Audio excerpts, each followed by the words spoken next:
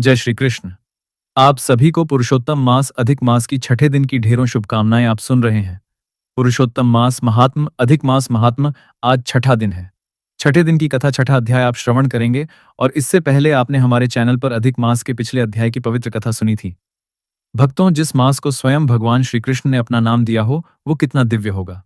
यही कारण है कि हमारे सनातन धर्म में अधिक मास को केवल एक अतिरिक्त महीना नहीं माना गया, बल्कि उसे पुरुषोत्तम मास कहकर सर्वोच्च स्थान दिया गया।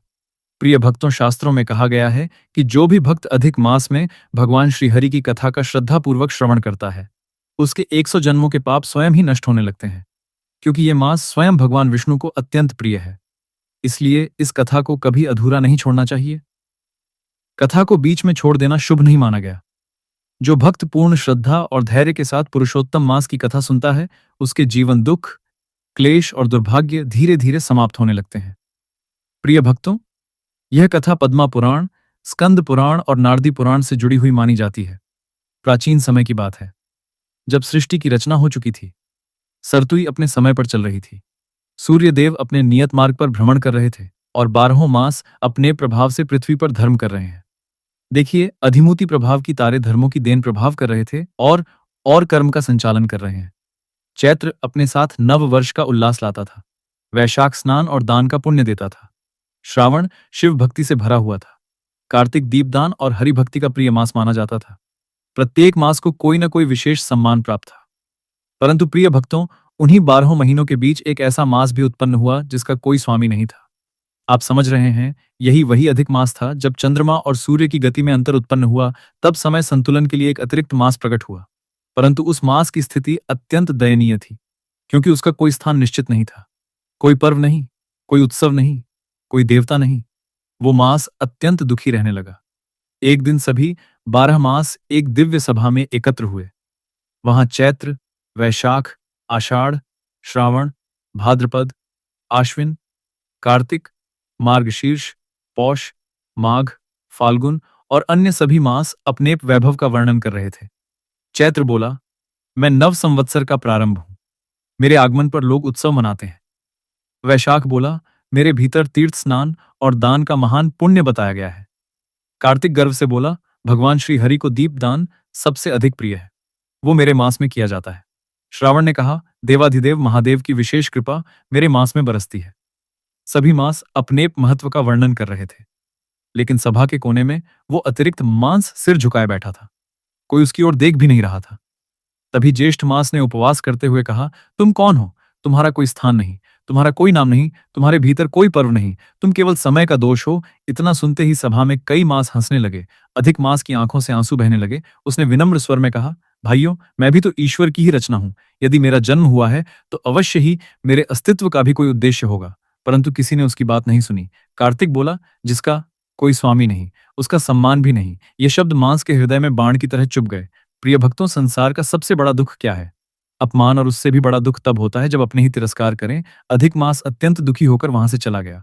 वो सोचने लगा, मेरा जीवन व्यर्थ है। ना कोई मुझे चाहता है, ना कोई मेरा सम्मान करता है। वह देवताओं के पास गया। सबसे पहले देव के लोक में पहुंचा। उसने हाथ जोड़कर कहा, देवराज, मुझे भी कोई स्थान दिला दीजिए। सभी मास मेरा अपमान करते हैं। इंद्र बोले, मैं स्वर्ग का राजा हूं, परंतु समय और काल का निर्णय मेरे अधिकार में नहीं। फिर वह ब्रह्मा जी के पास गया। ब्रह्मा जी ने उसकी व्यथा सुनी, परंतु बोले, वत्स, मैंने सृष्टि की रचना की है, परंतु प्रत्येक वस्तु का अंतिम आश्रय भगवान विष्णु ही है। वही तुम्हारा का समाधान करेंगे। अब अधिक मास की आंखों में थोड़ी आशा जागी। वह लंबी यात्रा करके वैकुंठ धाम पहुंचा। प्रिय भक्तों, जरा उस दृश्य की कल्पना कीजिए। वैकुंठ धाम दिव्य प्रकाश से जगमगा रहा था। चारों ओर हरिनाम का संकीर्तन हो रहा था। तुलसी की सुगंध वातावरण को पवित्र कर रही थी। भगवान विष्णु शेषनाग पर विराजमान थे और माता लक्ष्मी उनके चरण दबा रही थी। अधिक मास जैसे ही वहां पहुंचा, उसकी आंखों से आंसू बहने लगे। वो दूर खड़ा कांपते स्वर में बोला, प्रभु, मेरा कोई नहीं है। भगवान विष्णु ने करुणा से उसकी ओर देखा। उन्होंने कहा, वत्स, समीप आओ। अधिक मास रोते हुए उनके चरणों में गिर पड़ा। उसने कहा, प्रभु, सभी मानस अपमान करते हैं। मेरा कोई स्वामी नहीं, कोई मुझे शुभ नहीं मानता। मैं अपवित्र कहलाता हूं। मैं अब यह अपमान सह नहीं सकता। प्रिय भक्तों, भगवान के चरणों में जो आंसू गिरते हैं वे कभी व्यर्थ नहीं जाते। भगवान विष्णु की आंखें करुणा से भर उठी। उन्होंने अधिक मांस को उठाया और अपने हृदय से लगा लिया। तभी माता लक्ष्मी ने कहा, प्रभु, मांस अत्यंत पीड़ा में है, इसका दुख दूर कीजिए। भगवान विष्णु बोले, वत्स, आज से तुम अकेले नहीं हो। जिस संसार ने तुम्हें ठुकराया, आज मैं स्वयं तुम्हें अपना नाम देता हूँ। यह सुनते ही वैकुंठ में दिव्य प्रकाश फैल गया। देवता आश्चर्य से देखने लगे। भगवान श्री हरि बोले, आज से तुम पुरुषोत्तम मास कहलाओगे। जैसे मैं पुरुषोत्तम हूँ, वैसे ही तुम भी सभी मासों में श्रेष्ठ माने जाओगे। जो भी भक्त तुम्हारे भीतर स्नान दान जप तप, गीता पाठ, तुलसी सेवा, दीपदान और हरिनाम संकीर्तन करेगा, उसे अनेक यज्ञों का फल प्राप्त होगा। इतना सुनते ही अधिक मास की आंखों से आनंद के आंसू बहने लगे। जो मांस कुछ समय पहले अपमानित होकर रो रहा था, वह अब भगवान के हृदय से लगाया जा चुका था। प्रिय भक्तों, यही तो भगवान की लीला है। संसार जिसे तुच्छ समझता है, भगवान उसी को महान बना देते हैं। भगवान श्री हरि आगे बोले, जो मनुष्य पुरुषोत्तम मास में मेरी कथा सुनेगा, वो पापों से मुक्त होगा। जो भूखे को भोजन देगा, गौ सेवा करेगा, ब्राह्मणों का सम्मान करेगा, पितरों का करेगा और तुलसी की सेवा करेगा, उसके घर में सुख और शांति का वास होगा। तभी नारद मुनि वहां प्रकट हुए। उन्होंने वीणा बजाते हुए कहा, नारायण नारायण प्रभु, आपकी महिमा अपरंपार है। आज संसार को यह शिक्षा मिली कि जिसे सब त्याग दे, यदि वह आपकी शरण में आ जाए तो उसका जीवन धन्य हो जाता है। भगवान मुस्कुराए। उधर सभी को जब यह समाचार मिला कि अधिक मांस को स्वयं भगवान विष्णु ने अपना नाम दे दिया है, तब वे आश्चर्य और लज्जा से भर उठे। जिस मांस का वे वास कर रहे थे, वही अब पुरुषोत्तम मांस बन चुका था। सभी मांसों के मुख झुक गए। जिन्होंने कभी अधिक मांस का तिरस्कार किया था, आज वही भीतर ही भीतर लज्जा से कांप रहे थे। प्रिय, भीतर ही भीतर कांप रहे। भक्तों, यही संसार नियम है। जब तक किसी पर भगवान की कृपा प्रकट नहीं होती, लोग उसका मूल्य नहीं समझते। और जब श्रीहरि किसी पर प्रसन्न हो जाते हैं, तब वही व्यक्ति, वही वस्तु, वही समय पूजनीय बन जाता है। उधर बैकुंठ धाम में भगवान श्रीहरि ने पुरुषोत्तम मास को अपने समीप आसन प्रदान किया। देवता रसी और गंधर्व विस्मय से यह दिव्य दृश्य देख रहे थे। नारद दोनों हाथ जोड़कर विनम्र स्वर में बोले, प्रभु, आज आपने संसार को बहुत बड़ी शिक्षा दी है, लेकिन यदि आज्ञा हो तो एक प्रश्न पूछूं। भगवान विष्णु मुस्कुराए और बोले, नारद, तुम्हारे प्रश्न ही तो संसार के कल्याण का कारण बनते हैं। पूछो। नारद जी बोले, प्रभु, आपने पुरुषोत्तम मास को इतना महान बना दिया। अब इस मास में मनुष्यों को कौन कौन से धर्म कर्म करने चाहिए, जिससे उन्हें आपकी विशेष कृपा प्राप्त हो? मेरे प्यारे, बताओ। यह प्रश्न केवल नारद जी का नहीं था, यह हम सबके कल्याण के लिए पूछा गया था।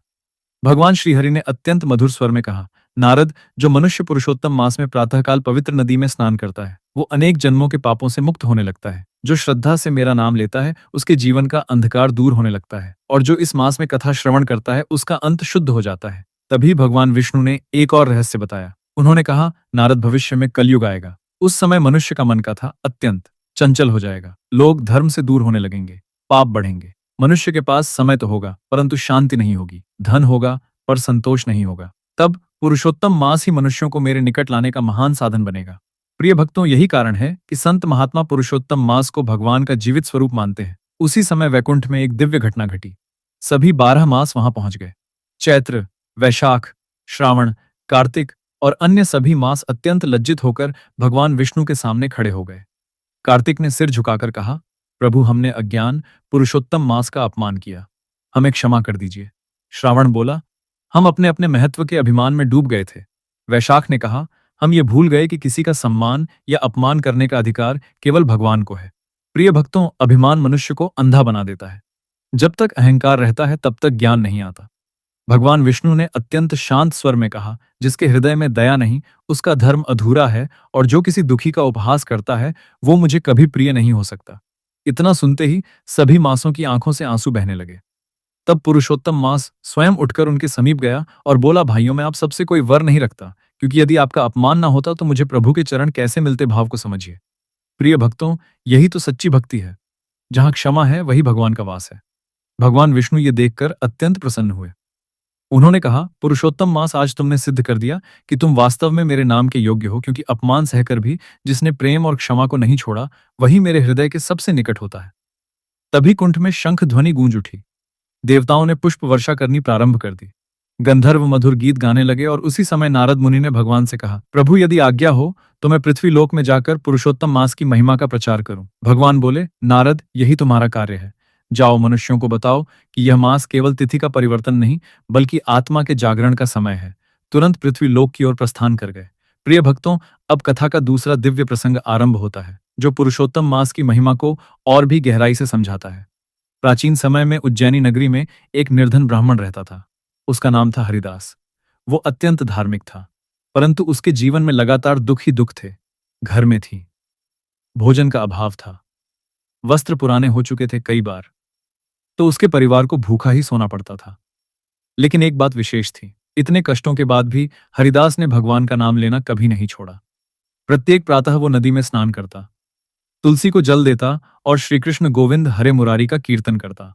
उसकी पत्नी कई बार दुखी होकर कहती, स्वामी हम इतना भगवान का नाम लेते हैं, फिर भी हमारे दुहक क्यों नहीं होते?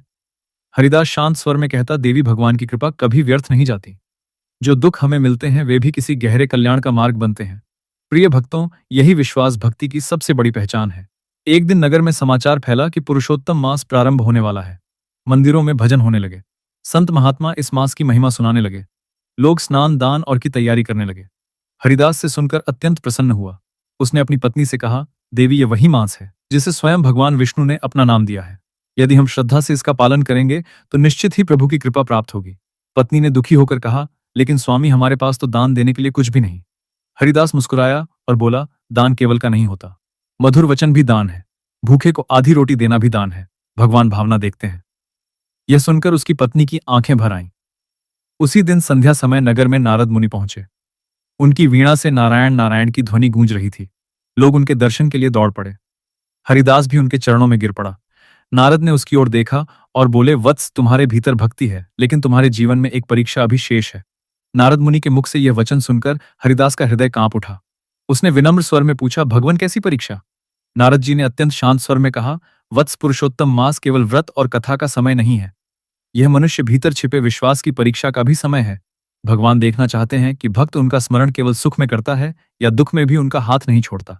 प्रिय भक्तों, जरा विचार कीजिए, जब जीवन में सब कुछ अच्छा चल रहा हो तब भगवान का नाम लेना सरल होता है, लेकिन जब चारों ओर अंधकार हो और तब भी मनुष्य हरि नाम का आश्रय न छोड़े, वो सच्चा भक्त कहलाता है।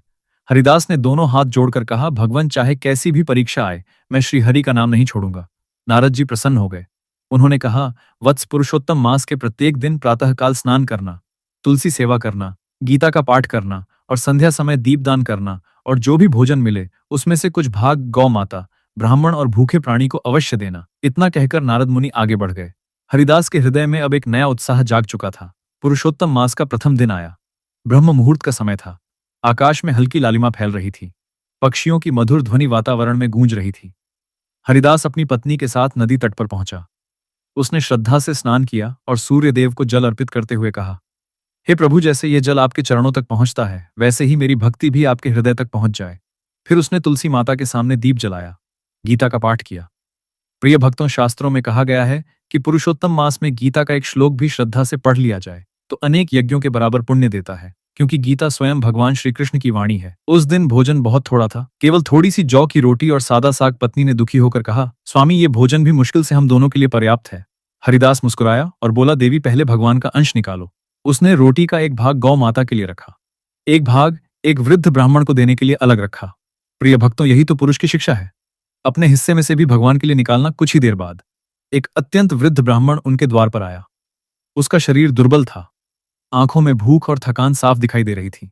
हरिदास तुरंत बाहर आया और विनम्रता से बोला, महाराज कृपा करके भोजन स्वीकार कीजिए। पत्नी एक क्षण के लिए चिंतित हुई, क्योंकि अब उनके पास बहुत कम भोजन बचा था, लेकिन भी तुरंत अपने मन को समझाया और श्रद्धा से वह भोजन परोस दिया। वृद्ध ब्राह्मण भोजन करके अत्यंत प्रसन्न हुआ। उसने जाते समय कहा, वत्स तुम्हारा घर कभी खाली नहीं रहेगा। इतना कहकर वो धीरे धीरे वहां से चला गया। हरिदास उसे जाते हुए देखता रहा। उसके मन में अद्भुत शांति थी। परंतु प्रिय भक्तों, भगवान जब की परीक्षा लेते हैं तब तुरंत फल नहीं देते, पहले उसके विश्वास को परखते हैं। कुछ दिन बीते, एक रात भयंकर वर्षा हुई। हरिदास की छोटी सी झोपड़ी का एक भाग टूट गया, घर के भीतर रखा। थोड़ा अन्न भी भीग गया। पत्नी की आंखों से आंसू बहने लगे। वह बोली, स्वामी क्या हमारी भक्ति में कोई कमी रह गई? हम तो श्रद्धा से पुरुषोत्तम मास का पालन कर रहे हैं, फिर भी दुख बढ़ते जा रहे हैं। हरिदास ने आकाश की ओर देखा। उसके नेत्रों में भी आंसू थे, परंतु उसके होठों पर हरिनाम था। वह बोला, देवी प्रभु की इच्छा में अवश्य कोई गहरा रहस्य होगा। हम कथा और भक्ति को अधूरा नहीं छोड़ेंगे। प्रिय भक्तों, यही वो क्षण है जहां अधिकांश लोग टूट जाते हैं। जब दुहक बढ़ता है तब मनुष्य भगवान से दूर होने लगता है, लेकिन जो विपत्ति में भी हरि नाम का आश्रय नहीं छोड़ता, उसी पर पुरुषोत्तम भगवान की विशेष कृपा बरसती है। अगले दिन हरिदास फिर नदी स्नान के लिए गया। वहां उसने देखा कि कुछ लोग पुरुषोत्तम मास का उपहास कर रहे थे। एक धनी व्यापारी हंसते हुए कह रहा था, ये सब व्रत और कथा निर्धनों के लिए, धन तो परिश्रम से आता है, इन कथाओं से नहीं। दूसरा व्यक्ति बोला, यदि पुरुषोत्तम मास इतना महान है तो फिर ये निर्धन ब्राह्मण अभी तक गरीब क्यों है? इतना सुनकर कुछ लोग हंसने लगे। प्रिय भक्तों, संसार अक्सर भक्त की वर्तमान स्थिति देखता है, लेकिन उसके भविष्य का निर्माण कर रहे होते हैं। हरिदास ने यह सब सुना, परंतु उसके मन में क्रोध नहीं आया। उसने शांत स्वर में कहा, भाइयों, धन से बड़ा संतोष होता है और भगवान का नाम लेने वाला कभी वास्तव में निर्धन नहीं होता। व्यापारी हंसकर वहां से चला गया। उसी दिन संध्या समय हरिदास दीपदान करने मंदिर गया। वो बोला, प्रभु, मेरे पास देने के लिए कुछ नहीं है, केवल आपका नाम है। यदि मेरी भक्ति सच्ची हो तो मुझे कभी अपने चरणों से दूर मत करना। जैसे ही उसने ये कहा, मंदिर के भीतर एक दिव्य सुगंध फैलने लगी। दीपक की लो अचानक अत्यंत तेज हो गई। हरिदास ने आश्चर्य से ऊपर देखा। उसे ऐसा प्रतीत हुआ मानो भगवान श्री कृष्ण की मूर्ति के अधों पर हल्की मुस्कान आ गई हो। उसका हृदय और भक्ति से भर उठा। वो देर तक वही बैठा, हरिनाम संकीर्तन करता रहा। उधर उसी रात नगर का वही धनी व्यापारी अपने विशाल भवन में बैठा था। उसके पास धन तो बहुत था, पर मन अशांत था। अचानक उसके घर में विचित्र घटनाएं होने लगी। गोदाम का अन्न खराब होने लगा, व्यापार में हानि होने लगी, नौकर एक एक करके उसे छोड़ने लगे। व्यापारी घबरा उठा। उसी रात उसने स्वप्न देखा। स्वप्न में उसने कि एक विशाल प्रकाश प्रकट हुआ है। उस प्रकाश के मध्य भगवान श्री कृष्ण खड़े हैं। भगवान ने गंभीर स्वर में कहा, जिस पुरुषोत्तम मास का तुमने उपहास किया वही मेरे हृदय का सबसे प्रिय मास है, और जिस भक्त का तुमने अपमान किया वो मेरा सच्चा सेवक है। व्यापारी भय से कांप उठा। वो बोला, प्रभु, मुझे क्षमा कर दीजिए, मैं अज्ञान में डूबा हुआ था। भगवान श्री कृष्ण बोले, अहंकार का सबसे बड़ा शत्रु है। जब तक मनुष्य का हृदय विनम्र नहीं होता तब तक उसे मेरी कृपा प्राप्त नहीं होती। इतना कहकर वो दिव्य प्रकाश धीरे धीरे विलीन हो गया। व्यापारी की आंख खुल गई। उसका शरीर पसीने से भीग चुका था। अब उसके भीतर भय नहीं, पश्चाताप था। प्रातःकाल होते ही वो सीधे हरिदास के घर पहुंचा। उसने देखा कि टूटी हुई झोपड़ी के बाहर भी हरि नाम का संकीर्तन हो रहा है। तुलसी के दीपक जल रहा है। व्यापारी की आंखें भर आईं। वो हरिदास के चरणों में गिर पड़ा और बोला, मुझे क्षमा कर दीजिए, मैंने पुरुषोत्तम मास और आपकी भक्ति का अपमान किया। हरिदास ने तुरंत उसे उठाया और प्रेम से कहा, भाई, मैं कौन होता हूं? क्षमा करने वाला क्षमा तो श्री हरि करते हैं। यदि सच्चे मन से पश्चाताप करो तो पुरुषोत्तम भगवान अवश्य कृपा करेंगे। हरिदास से वचन सुनते ही उस व्यापारी की आंखों से आंसू बहने लगे। उसका अभिमान टूट चुका था। प्रिय भक्तों, जब मनुष्य के भीतर का अहंकार टूटता है तभी भक्ति का जन्म होता है, और जिस हृदय में भक्ति जाग जाए वहां भगवान को आने में देर नहीं लगती। व्यापारी ने कामते स्वर में कहा, ब्राह्मण देव, मुझे बताइए, मैं क्या करूं जिससे पुरुषोत्तम भगवान की कृपा प्राप्त हो? हरिदास ने शांत स्वर में कहा, पुरुषोत्तम मास चल रहा है, प्रातःकाल स्नान करो, श्री हरि का नाम लो, गीता का पाठ करो, तुलसी की सेवा करो, गौ माता को भोजन दो, और सबसे बड़ी बात, किसी दुखी मनुष्य का उपहास मत करो। व्यापारी दोनों हाथ जोड़कर बोला, मैं आज से अपना जीवन बदल दूंगा। उस दिन से व्यापारी के जीवन में परिवर्तन आने लगा। वह प्रतिदिन ब्रह्म मुहूर्त में उठता, नदी तट पर स्नान करता, सूर्य देव को अर्घ देता, फिर भगवान श्री कृष्ण के मंदिर में जाकर हरि नाम संकीर्तन करता। प्रिय भक्तों, पुरुषोत्तम मास केवल बाहरी नियमों का पालन नहीं है, यह भीतर की अशुद्धियों को धोने का अवसर है। व्यापारी ने नगर में अनेक स्थानों पर जल सेवा प्रारंभ करवाई, राहगीरों के लिए शीतल जल के घड़े रखवाए, भूखों के लिए अन्न क्षेत्र खुलवाया, ब्राह्मणों को भोजन करा, गौशालाओं में चारा भिजवाया। धीरे धीरे उसका मन शांत होने लगा। जो व्यक्ति पहले धन के अभिमान में डूबा रहता था वही अब भगवान का नाम लेते समय रोने लगता था। एक दिन संध्या समय हरिदास और वह व्यापारी दोनों मंदिर में बैठे हरि नाम संकीर्तन कर रहे थे। मंदिर में दीपकों की पंक्तियां जल रही थीं, तुलसी की सुगंध वातावरण में फैल रही थी। उसी समय वहां एक अत्यंत वृद्ध साधु आए। उन्मुख तेजस्वी था, नेत्रों में दिव्य प्रकाश था। हरिदास तुरंत उठकर उनके चरणों में झुक गया। व्यापारी ने भी श्रद्धा से प्रणाम किया। वृद्ध साधु मुस्कुराए और बोले, वत्सों, तुम दोनों पर पुरुषोत्तम भगवान अत्यंत प्रसन्न है। हरिदास ने विनम्रता से कहा, महाराज, हम तो साधारण जीव है, कृपा तो केवल प्रभु की है। साधु बोले, वत्स, यही विनम्रता तुम्हें प्रभु के निकट ले जा रही है। फिर व्यापारी की ओर देखकर कहा, और तुम्हारा अभिमान ही तुम्हारी सबसे बड़ी दरिद्रता था। धन का अभाव दरिद्रता नहीं है, भगवान को भूल जाना ही सबसे बड़ा दुर्भाग्य है। प्रिय भक्तों, जरा इस वचन को अपने हृदय में उतार लीजिए। संसार का सबसे निर्धन मनुष्य वो नहीं जिसके पास धन कम हो, सबसे निर्धन वो है जिसके जीवन में भगवान का नाम नहीं साधु ने। फिर कहा, जो पुरुषोत्तम मास में कथा श्रवण करता है उसका मन शुद्ध होता है, जो दीपदान करता है उसके जीवन का अंधकार दूर होता है, जो तुलसी सेवा करता है उसके घर में लक्ष्मी स्थिर होती है, और जो हरि नाम संकीर्तन करता है उसके पाप अग्नि में सूखी लकड़ी की तरह जलने लगते हैं। इतना कह वो साधु मंदिर के गर्भगृह की ओर बढ़े।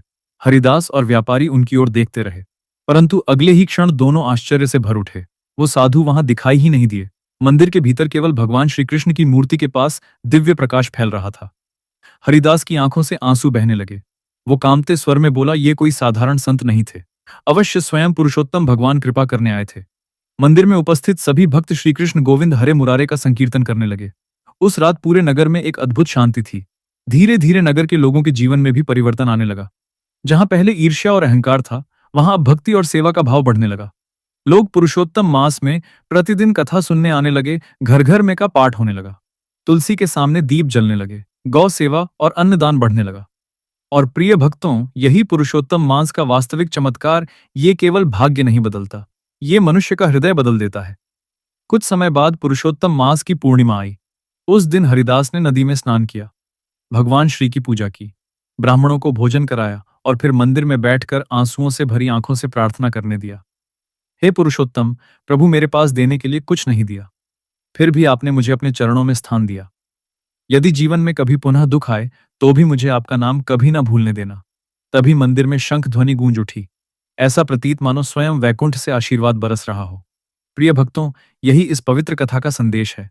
जिस प्रकार सभी महीनों ने अधिक मास का अपमान किया, लेकिन भगवान श्री हरि ने उसी को पुरुषोत्तम बनाकर सबसे महान स्थान दिया, उसी प्रकार संसार भले ही किसी मनुष्य को तुच्छ समझे, यदि वह सच्चे मन से भगवान की शरण में चला जाए तो उसका जीवन भी बदल सकता है। कभी किसी दुखी, निर्धन या अपमानित व्यक्ति का उपहास मत कीजिए, क्योंकि कौन भगवान का प्रिय बन जाए, यह कोई नहीं जानता। पुरुषोत्तम मास हमें सिखाता है कि अहंकार छोड़ो, भक्ति अपनाओ, दान करो, तुलसी सेवा करो, हरि नाम संकीर्तन करो और भगवान श्री हरि की कथा श्रद्धा से सुनो। जो भक्त पुरुषोत्तम मास में श्रद्धा से कथा सुनता है, दीपदान करता है, गीता का पाठ करता है और दिन दुखियों की सेवा करता है, उसके अनेक जन्मों के पाप नष्ट होने लगते हैं, उसके जीवन में शांति आती है, उसके घर में सुख आता है और धीरे धीरे उसका हृदय भगवान के चरणों में लगने लगता है। तो प्रिय भक्तों, यदि आपको आज की ये पावन कथा अच्छी लगी हो, तो इसे अधिक से अधिक लोगों तक पहुंचाइए। श्रद्धा से जय श्री हरि अवश्य लिखें। कथा को अधिक से अधिक लोगों तक पहुंचाएं, वीडियो को लाइक करें और चैनल को अवश्य अपनाएं। भगवान पुरुषोत्तम श्री हरि आप सभी के जीवन को सुख, शांति और भक्ति से भर दे। श्री हरि की कृपा सर्वदा बनी रहे। भगवान पर कृपा करें। हरे कृष्ण।